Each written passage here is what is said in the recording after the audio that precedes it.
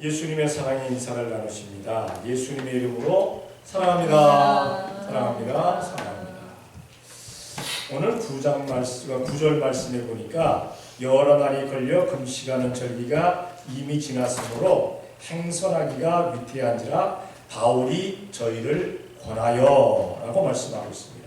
그래서 제목을 바울의 권함 이렇게 제목을 잡았습니다. 우리가 살아가면서 여러분들은 주님의 사람들의 권함을 잘 듣고 있는가 한번 생각해 보시기를 바랍니다.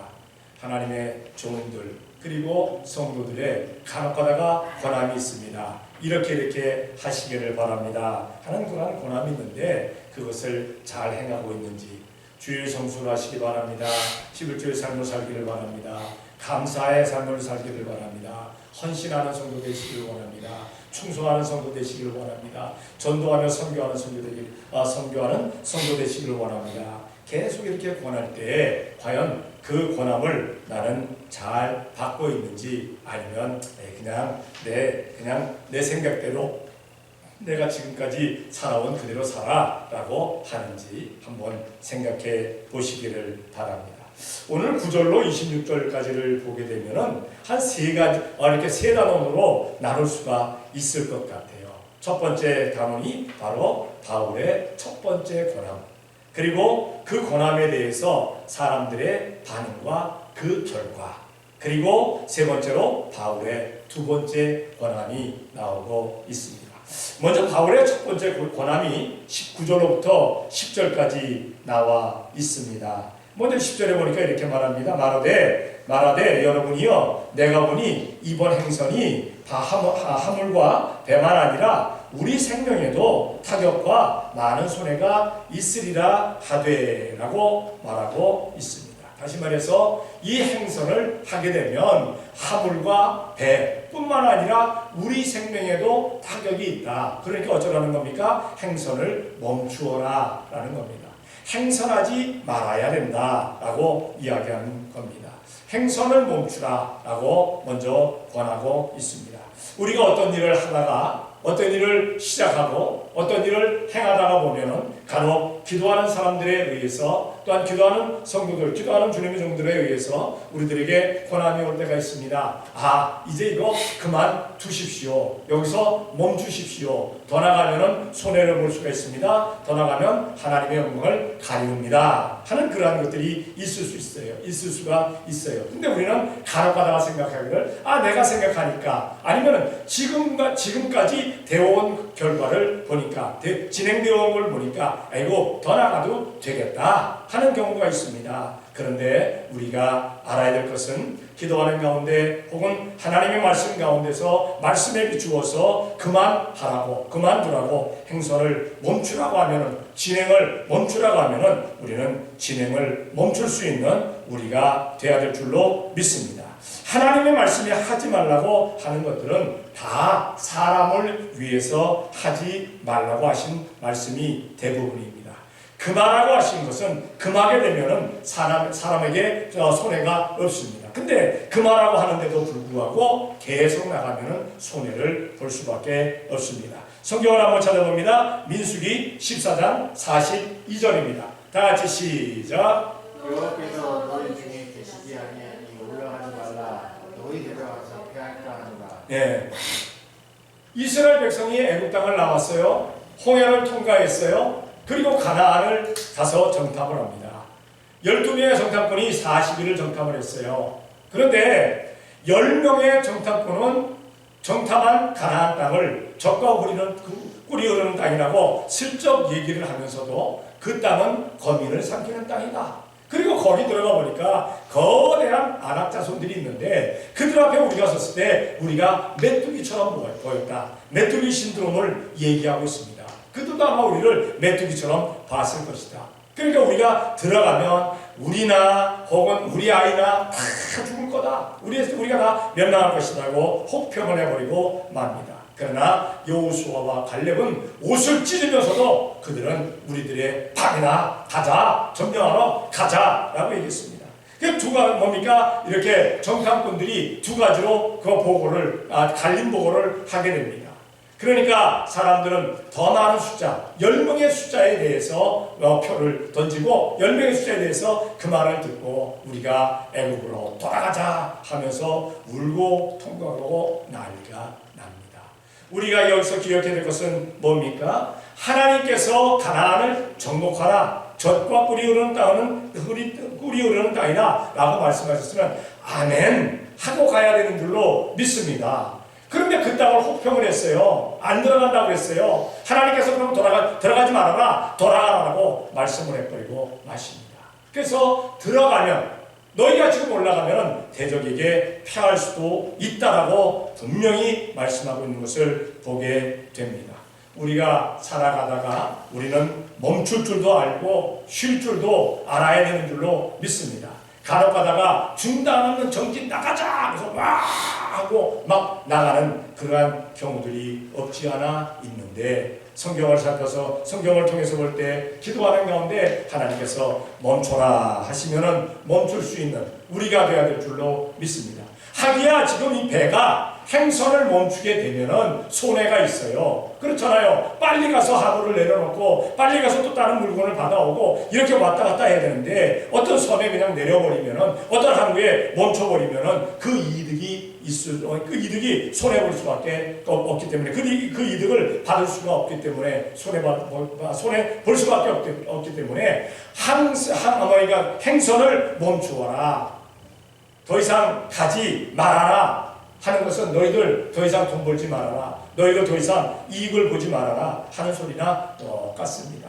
세상 사람들도 역시 마찬가지입니다. 세상에 대해서도 역시 마찬가지입니다. 그러나 우리가 알아야 할 것은 하나님께서 멈추라 한다면 우리는 멈출 수 있는 우리가 되어야 될 줄로 믿습니다. 멈추라 해서 멈추면 반드시 하나님의 함께 하신 역사가 있을 줄로 압니다. 그리고 멈추라고 하면서 어떤 얘기를 합니까? 물질적인 손해가 있을 것이다. 멈추지 아니하게 되면, 거기 그랬잖아요. 이번 행선이 하물과 배만 아니라, 그러니까 하물이나 배, 그러니까 물건이나 그리고 그 물건을 싣고 가는 배까지 다 손해가 있을 것이다 라고 이야기하고 있습니다. 사람의 눈으로 볼 때, 사람의 그러한 생각으로 하게 될 때, 모든 것을 행해 나가게 될 때 자칫 잘못하면 손해를 보는 경우가 많습니다. 성경을 한번 찾아볼게요. 창세기 13장 10절입니다. 창세기 13장 10절 다 같이 시작. 이에 롯이 눈을 들어 요단들을 바라본즉 수알까지 온 땅에 물이 넉넉하니 여호와께서 소돔과 고모라를 멸하시기 전이므로 여호와의 동산 같고 애굽 땅과 같았더라. 아멘. 롯이 소돔과 고모라 땅을 바라봤을 때, 사람의 눈으로 바라봤을 때 거기가 여호와의 동산 같고 애굽 땅처럼 너무나도 풍요로웠다는 그러한 사실입니다. 그러나 그것은 사람의 눈으로 본 겁니다. 하나님께서는 이미 소돔과 고모라를 멸하시고 이미 작정을 해놓으신 것을 보게 됩니다. 우리 성도들은 항상 성경의 눈으로, 기도하는 눈으로 볼 수 있는 우리가 되어야 될 줄로 믿습니다. 믿음의 눈으로 바라봐야 됩니다. 저게 좋기는 좋은데 과연 하나님께서 어떻게 작정을 하고 계시는지, 하나님께서 어떻게 역사를 하기를 원하시는지 우리는 그것을 바라볼 수 있는 우리가 되어야 될 줄 압니다. 내가 생각할 때는 요렇게 하면은 굉장히 이익이 있을 텐데, 그러나 내 생각, 내 뜻대로 나가자면은 손해를 볼 경우가 많습니다. 이렇게 행선을 멈추지 않으면은 너희에게 물질적인 손해가 있을 것이다. 뭡니까? 선장과 선주가 생각할 때는 항선을 하지 않으면 물질적인 손해가 있을 것으로 생각했는데, 오히려 사도 바울은 행선을 하면, 나가면, 멈추지 않으면 너희에게 손해가 있을 것이다. 반대로 지금 얘기하고 있습니다. 반대로 얘기하고 있습니다. 근데 우리가 기억할 것은 반대로 얘기하게 될 때, 반대적인 그러한 이야기를 하게 될 때 우리는 하나님의 말씀에 비추어서 말씀대로 나아가는 우리가 되어야 될 줄로 믿습니다. 이렇게 물질 손해가 있을 뿐만 아니라 너희 생명도 위태롭다고 했어요. 생명도. 그러니까 우리 생명에도 타격과 많은 손해가 있으리라고 권하고 있습니다. 우리가 이렇게 쭉 가게 되면, 행선하게 되면 하물도 잃어버리고 배도 잃어버리고 뿐만 아니라 우리들의 생명도 위험하다. 우리들의 생명도 위험하다. 그러니까 하나님께서 우리 믿음의 사람들에게 멈추라 명하시고 나서 그런데도 행하고 나가면은 물질적인 손해가 오게 됩니다. 그 물질적인 손해가 왔는데도 또 나가게 되면은 그 다음에는 육체도 치게 됩니다. 그래서 생명까지도 잃어버리는 경우들이 없지 않아 있음을 우리가 기억해야 될 줄로 믿습니다. 성경을 한번 찾아봅니다. 사사기 19장 28절입니다. 사사기 19장 28절 다 같이 시작. 그에게 이르되 일어나라 우리가 떠나가자 하나 아무 대답이 없는지라 이에 그 시체를 날개 싣고 행하여 자기 곳에 돌아가서 에브라임에 살던 레위 사람 하나가 자기의 첩이 행음을 하고 아버지 집으로 친정집으로 돌아갔어요. 근데 그 친정집에 간 그 첩을 다시 데려오기 위해서 그 친정집으로 찾아갑니다. 그리고 그 장인에게 잘 얘기를 하고 잘 지내다가 그 첩을 데리고 돌아갑니다. 이제 에브라임으로 돌아가게 되는데 밤중에 돌아가요. 밤중에 어둑어둑할 때 돌아갑니다. 가다가 보면은 분명히 어두워져서 잠을 어떤 숙소에 들 수밖에 없는데 하필이면은 깜깜해져서 지나가는 마을이 어떤 마을이었느냐면 여부수 사람의 마을이었습니다. 근데 사실은 이 여부수 사람의 마을이 이방인의 마을입니다. 그래서 좋은 얘기합니다. 주인이시여 여기에 지금 거하는 게 좋겠습니다. 더 이상 가면 더 힘들 테니까 여기서 거하십시다. 여기에 숙소를 마련하십시다. 그랬더니 이 레위 사람 한다는 소리가 이방인의 마을로 들어가는 거 좋은 일이 아니다. 그러니까 더 지나가자. 더 지나가서 이스라엘 사람의 마을로 가자. 그래갖고 베냐민 지파로 들어갑니다. 베냐민 지파 기브아에 속한 그러한 거기서 갔는데 거기에 사람들이 이 안 좋은 사람들이었어요. 성적인 것으로 굉장히 아주 문란한 사람들이었어요. 그래가지고 그 첩을 갖다가 밤새도록 행음해가지고 완전 죽게 만들었습니다. 죽게 만드니까 이 레위 사람이 새벽에 일어나서 보니까 그 여인이 엎드려 있으니까 문 앞에 엎드려 있으니까 떠나가자 라고 깨웠지만 이미 그 여인은 죽은 다음이었어요. 그래 가가지고 그 여인의 몸을 12조각을 내가지고 이스라엘 온 지파에다가 보내버리고 맙니다. 그것으로 말미암아 기브아 성읍도 베냐민도 완전히 베냐민 족속까지 600명 정도만 남고 완전히 멸해지는 것을 보게 됩니다. 이스라엘 백성들도 4만 명 이상이 죽습니다. 그 전쟁으로 말미암아 이 여인 하나 때문에 전쟁으로 말미암아 다시 말해서 그 종의 말을 듣고 여부수 지역으로 들어갔다면 이방인의 지역으로 들어갔다면 거기 가서 숙소를 마련했다면 별 상관이 없었을 겁니다. 그런데 계속 진행해가지고 베냐민 그 기브아 성읍에 가서 거기서 문제가 터진 것을 보게 됩니다. 생명이 위험한 곳으로 자기들이 들어가 버리고 말았습니다. 우리가 기억해야 될 것은 우리가 예수님을 믿으면서 신앙생활하면서 내 생명이 위태로운 그러한 상황 가운데 놓이는 그러한 상황에도 들어갈 수가 있다는 사실을 기억하고 우리는 그러한 길로 가지 않도록 항상 기도하면서 항상 하나님의 말씀대로 살면서 애쓰고 노력하는 우리가 되어야 될 줄로 믿습니다. 하기야 순교 때문에 가야 될 사람들은 가야 합니다. 순교의 사명이 있는 사람들은 생명의 위협을 받았다고 멈춰서는 안 돼요. 그러나 순교의 사명이 없는 사람들은 굳이 생명의 위협을 받는 곳으로 들어가지 말라는 겁니다. 기도하는 가운데 우리는 항상 조심하며 살아가는 우리가 되어야 될 줄로 믿습니다. 바울의 첫 번째 고난은 행선을 멈추어라. 멈추지 않으면 하물과 배가 파손될 것이다. 그러니까 물질적인 손해를 보실 것이다. 그것뿐만 아니라 그래도 너희들이 멈추냐고 또 나가게 되면 생명의 타격도 받을 것이다 라고 말씀하고 있습니다. 우리도 이러한 성경에 대한 하나님 말씀에 대한 권함을 잘 들을 수 있는 우리가 되어야 될 줄로 믿습니다. 이렇게 권하는데도 불구하고 사람들의 반응이 바로 11절부터 20절까지가 나오는 것을 보게 됩니다. 사람들의 반응이 어떠했던가? 백부장은 그 말을 들으면서 바울이 분명히 말했습니다. 행선하다가는 하물과 배뿐 아니라 우리의 생명에도 타격이 있을 것이다. 그러니까 멈추자라고 했지만 11절에 보니까 백부장이 선장과 선주의 말을 바울의 말보다 더 믿더라. 왜 믿었을까요? 선장과 선주는 그 물길을 잘 아는 사람입니다. 그리고 배에 대해서 잘 아는 사람입니다. 그러나 바울은 어떤 사람입니까? 죄인입니다. 죄수로 가는 사람, 끌려가는 사람이에요. 예수님 전한 것 때문에 지금 로마 가이사와 앞에 가서 재판을 받으려고 끌려가는 사람입니다. 그리고 바울은 뭡니까? 그 배를 가지고 있는 사람이 아니에요. 바울은 공부한 사람이에요. 그냥 공부로 책 공부한 그러한 사람입니다. 그러니까 백부장이 생각할 때 아니 공부만 하고 예수만 전하던 그 사람이 어떻게 선장과 선주보다 여기를 더 잘 알겠느냐 라고 해서 선장과 선주를 더 신뢰합니다. 다시 말해서 세상 사람들 그렇게 우리가 성도들 가운데도 우리가 올바로 하나님의 말씀을 전할 때 세상 사람들은 사람을 더 신뢰합니다.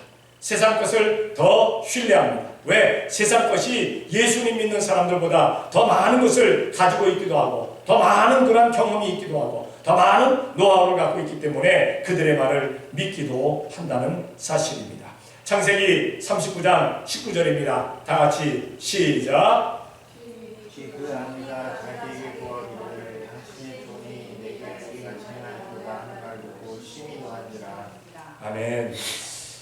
선장과 선주가 바울의 말을 듣지 않았다?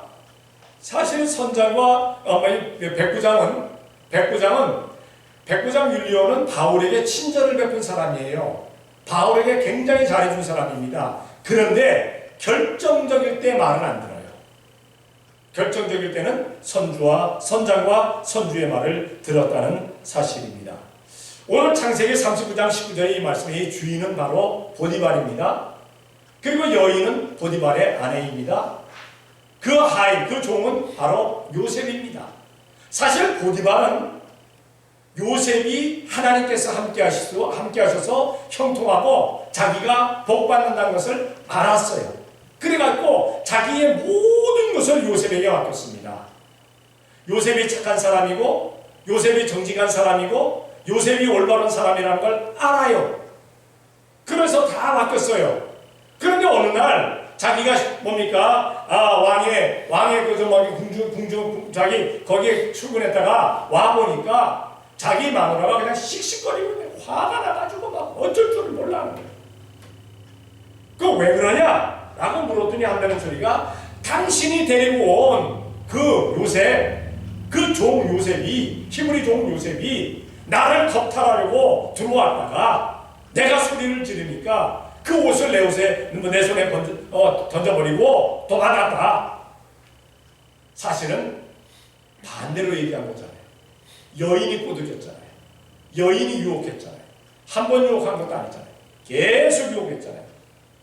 그날은 정말 너무 다급해서 요셉이 옷을 그냥 자기 옷을 붙드니까 붙잡은 그 손 뿌리칠 수도 없고 그래서 옷을 벗어버리고 그리고 도망왔잖아요. 그런데 바꿔서 얘기합니다. 그랬더니 보디발이 요셉을 아는데 결정적일 때는 누구 말을 듣습니까? 자기 아내의 말을 듣는 거예요. 자기 아내의 말. 분명히 요셉이 하지 않았을 것이라는 걸 알면서도 자기 부인이니까 자기 부인의 말을 듣는다는 사실입니다. 사람들이 그리합니다. 분명히 성도들이 분명히 교회가 옳게 하는 것을 압니다. 잘못하지 않은 것을 압니다. 그러나 자기들은 세상에 속한 사람들이니까 세상에 있는 사람들의 말을 듣는다는 그러한 사실입니다. 이렇게 선장과 선주의 말을 더 신뢰했습니다. 그런데 여기 선장과 선주의 말을 들으니까 어떤 역사가 일어났습니까? 먼저 순풍이 불었다 그랬어요. 성경에 보니까 순풍이 불었다. 13절에 보니까 남풍이 순하게 불매 저희가 득이한 줄로 알고 닻을 감아 그레데 해변을 가까이하여 행선하는. 그러니까 광풍이 불 것이라고 풍랑을 맞을 것이라고 이야기했는데 선장과 선주의 말을 듣고 가니까 순풍이 불고 있는 거예요. 너무 좋은 거예요. 봐! 우리 말이 맞지 않느냐? 저 밀어난 게, 저 엉뚱한 게, 저 죄인이 뭘 안다고 지가 그렇게 함부로 얘기를 하냐? 풍랑을 만난다고 얘기하느냐? 위험하다고 얘기하느냐? 저게 뭐 저주를 하는 것이냐? 그렇게 하면서 순풍이 불었다 그랬어요. 근데 기억해야 될 것은 태풍 전야는 가장 고요합니다. 태풍의 핵은요 가장 막습니다. 태풍의 눈속으로 들어가면요 아주 맑은 하늘이에요. 모든 것이 다 보여요. 그러나 평안하다 할 때, 고요할 그때 더 큰 풍랑이 몰려온다는 사실을 기억해야 될 줄로 믿습니다. 성경도 경고하고 있습니다. 데살로니가전서 5장 3절입니다. 데살로니가 5장 3절 다 같이 시작. 저희가 평안하다 안전하다 할 그때에 잉태된 여자에게 해산 고통이 이름과 같이 멸망이 호련히 저에게 이르리니 결단코 피하지 못하리라. 멸망이 호련히 이르리니 저희가 결단코 피하지 못합니다. 믿음의 사람에게도 믿지 않는 사람에게도 멸망이 호련히 오게 됩니다. 그러나 믿음의 사람들은 깨어 경성하여 근신하며 기도했기 때문에 그 멸망에서 보호함을 받을 줄로 믿습니다. 그러나 준비하지 않았던 사람들은 그 멸망을 피할 수가 없다는 사실입니다. 우리가 신앙생활하면서 평안할 때 우리가 더욱 경성해서 기도해야 될 줄로 믿습니다. 어려움을 당할 때도 우리가 기도해야 되겠지만 평안할 때도 우리가 기도해야 된다는 사실입니다. 이렇게 순풍이 불어왔다 그랬어요.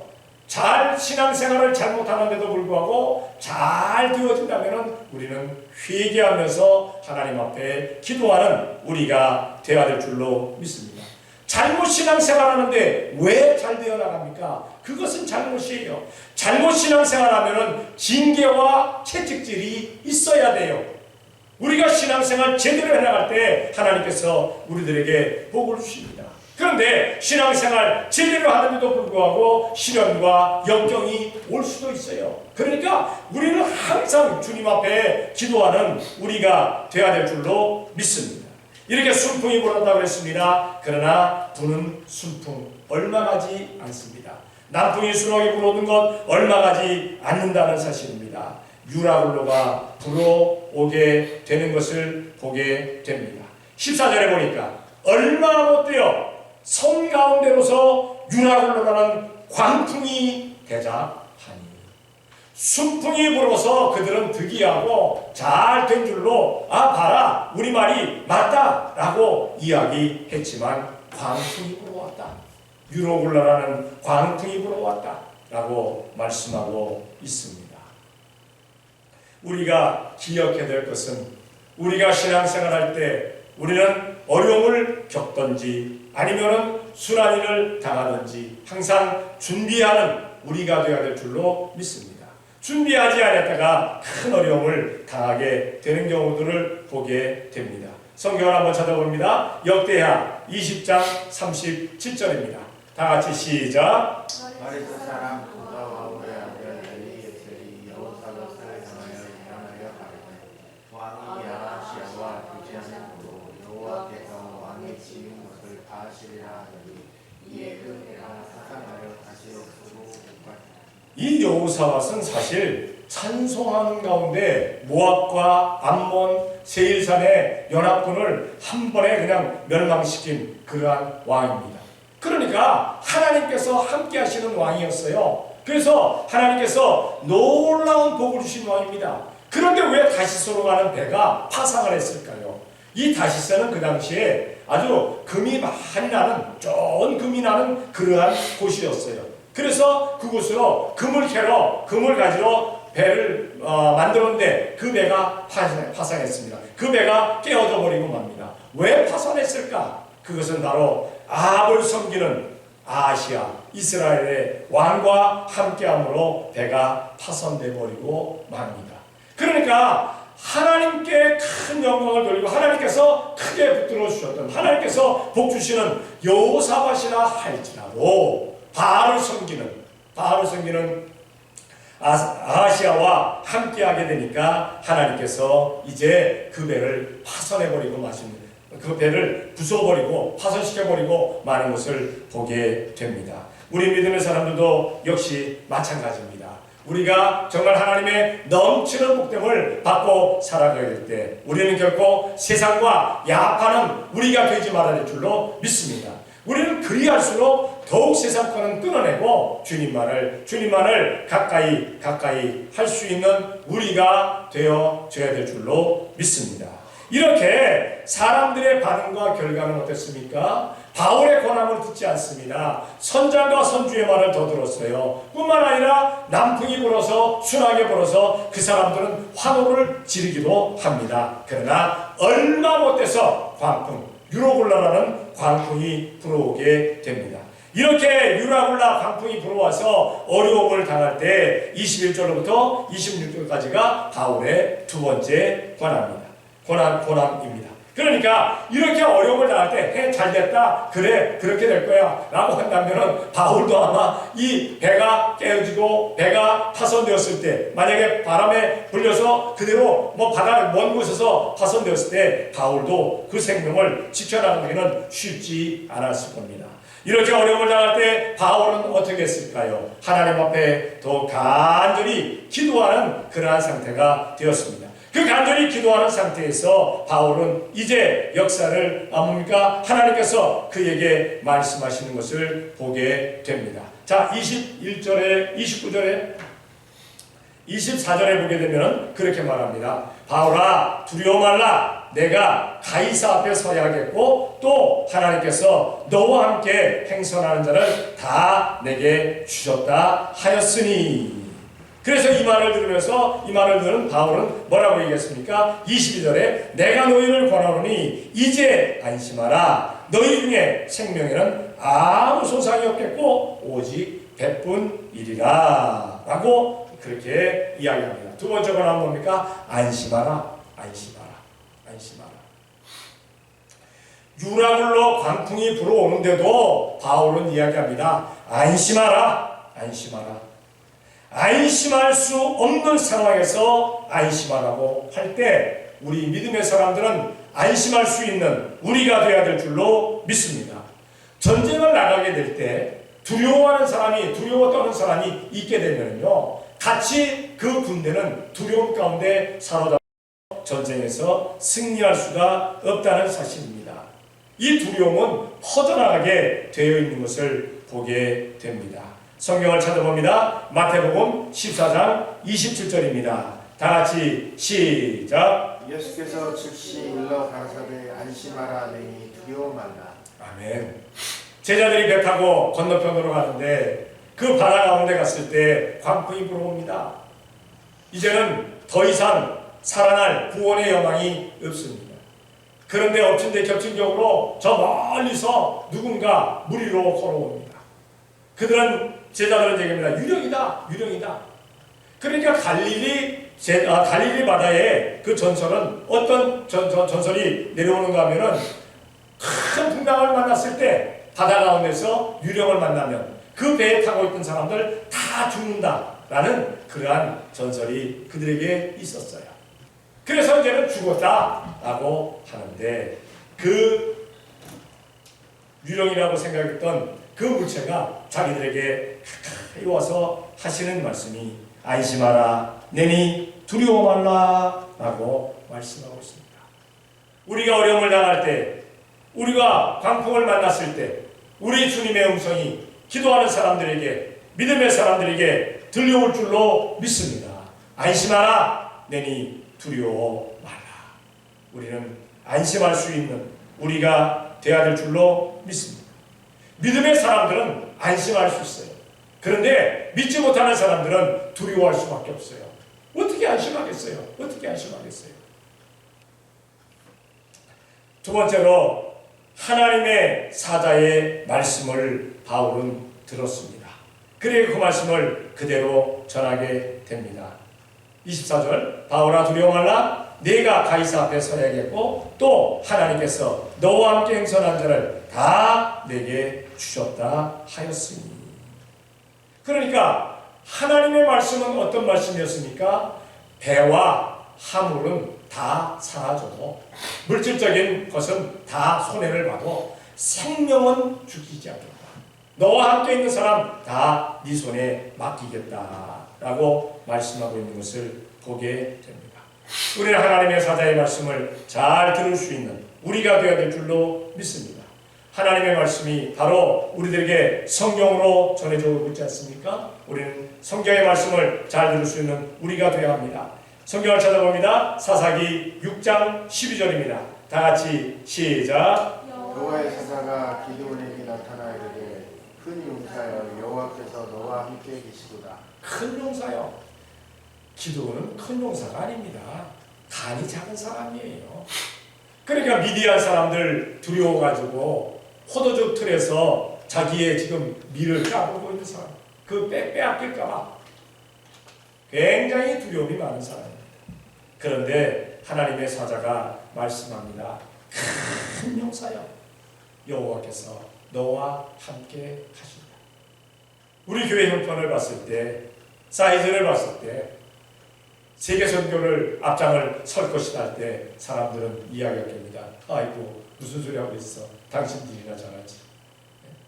교회도 붕성교도 되지 않으면서 라고 말할 수도 있어요. 그러나 우리는 하나님의 말씀을 의지하고 나가는 우리가 되어야 될 줄로 믿습니다. 우리 교회의 모토가 뭡니까? 만민을 축복하는 교회입니다. 만민을 축복하는 교회. 온 만민을 축복하는 교회. 이번에 축복 역사가 말미암아 온 만민을 축복하는 우리 교회. 우리는 그러한 역사를 믿음 가운데서 이루어 나가는 우리가 되어야 될 줄로 믿습니다.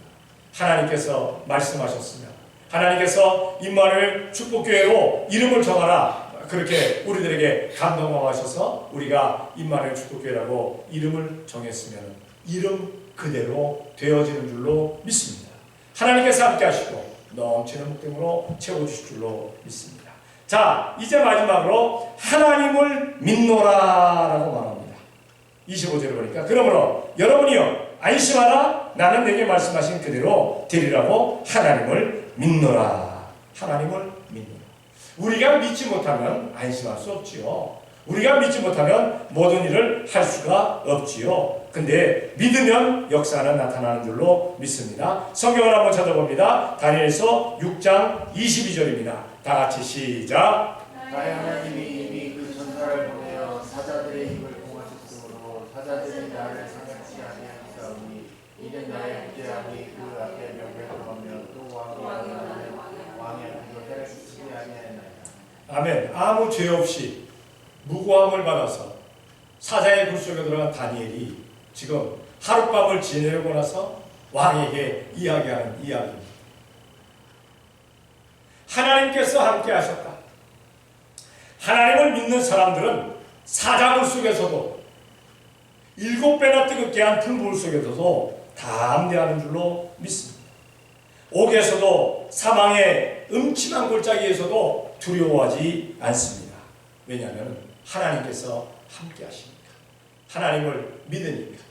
여러분, 하나님을 믿는 가운데 우리는 어떠한 상황에서도 오직 하나님께만 영광 돌리는 우리가 되어야 될 줄로 믿습니다.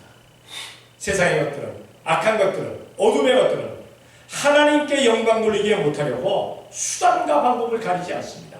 그러나 그 역사 가운데 그 수단과 방법을 가리지 않는 그러한 악한 괴계 가운데서도 하나님을 믿는 사람들은 하나님께서 그들을 통해서, 우리를 통해서 반드시 역사를 이루시고 영광받아 주실 줄로 믿습니다. 우리는 그 믿음 가운데 살아갈 수 있는 우리가 되어야 될 줄로 믿습니다. 우리들에게 말씀을 권할 때에 우리는 그 말씀을 잘 듣고 나아가는 우리가 되어야 될 줄로 믿습니다. 세상 것들은 그 말씀을 듣지 못하게끔, 믿지 못하게끔 수단과 방법을 가리지 않으려고 그렇게 방해한다는 사실을 기억하면서 우리는 어떤 상황 가운데서도 항상 하나님의 말씀의 권함을 듣고 아멘 아멘 할 수 있는 우리가 되어야 될 줄로 믿습니다. 기도하겠습니다. 사랑의 아버지 하나님 감사합니다. 사랑하여 주시어서 오늘도 이 시간 주님 앞에 나와 이렇게 예배할 수 있도록 복을 주신 것 감사합니다. 하나님 말씀 가운데 저희들에게 주신 말씀 마음판에 새길 수 있도록 복을 내려 주시옵소서. 세상 뜻에 귀 기울이는 우리가 아니라 주님의 말씀에 귀 기울이는 우리가 되게 도와주시옵고 그 말씀 따라 살아갈 수 있는 저희가 되어지는 데 부족하도록 만들어 주시옵소서. 많은 사람들에게 예수님의 말씀을 전하며 살아가는 복된 성도가 온전히 되어질 수 있도록 복 주시옵을 믿사옵고 예수님의 이름으로 기도 드리옵나이다. 아멘. 우리 찬송가 430